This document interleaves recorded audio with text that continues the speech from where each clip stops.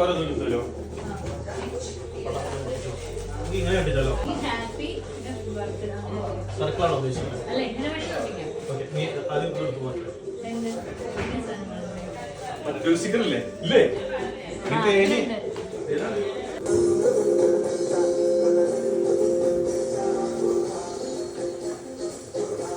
Okay, ശരി. Hello, ചതച്ചെടുത്താൽ മതി.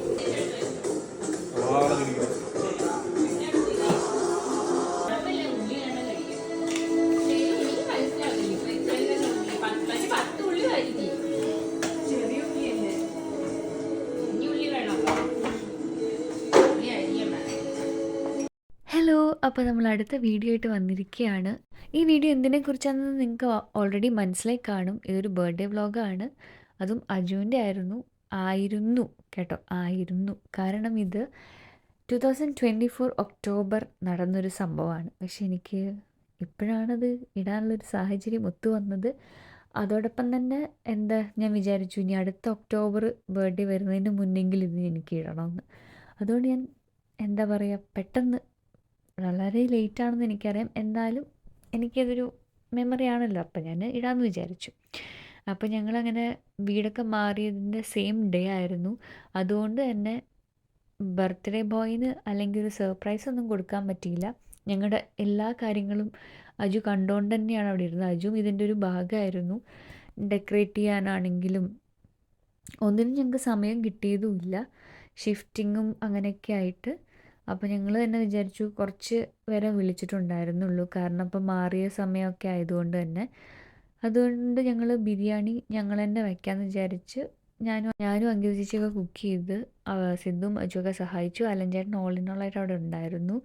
Means ഡെക്കറേഷനും കാര്യങ്ങൾക്കൊക്കെ ആയിട്ട് വീഡിയോ ഒക്കെ അലഞ്ചേട്ടൻ എടുക്കുന്നത്.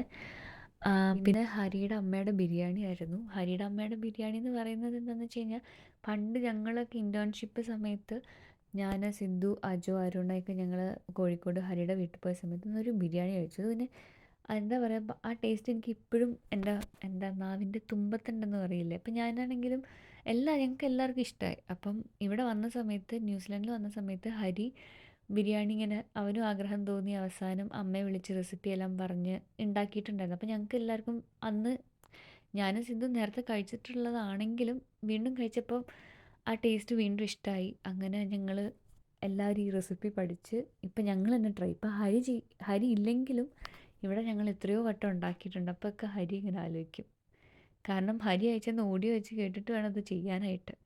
അപ്പോൾ അതായിരുന്നു ബിരിയാണി ഉണ്ടാക്കിയത്. അപ്പോൾ ഞങ്ങൾ ഹരിയുടെ അമ്മയുടെ ബിരിയാണി എന്നുള്ള രീതിയിലാണ് പറയുന്നത്. അപ്പോൾ എല്ലാവർക്കും ഇഷ്ടാവുകയും ചെയ്തു കേട്ടോ, ബാക്കി എല്ലാവർക്കും. പിന്നെ കേക്ക് കട്ടിങ്ങിലേക്ക് പ്രവേശിക്കുകയാണ്. അപ്പം ഈ കാണുന്ന എല്ലാവരൊക്കെയാണ് വന്നിരിക്കുന്നത്.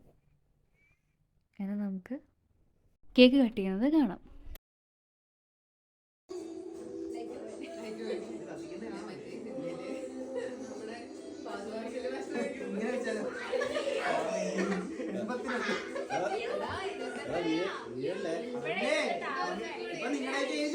വയസ്സായി കളവൻ കളവാ.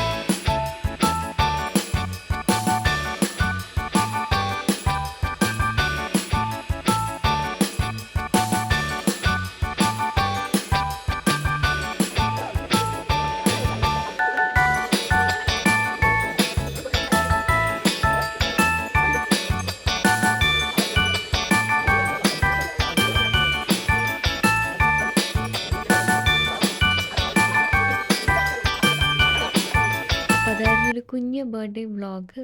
ഇത് കാണുമ്പോൾ അജുവിന് സന്തോഷമാവുമെന്ന് ഞാൻ വിചാരിക്കുന്നു.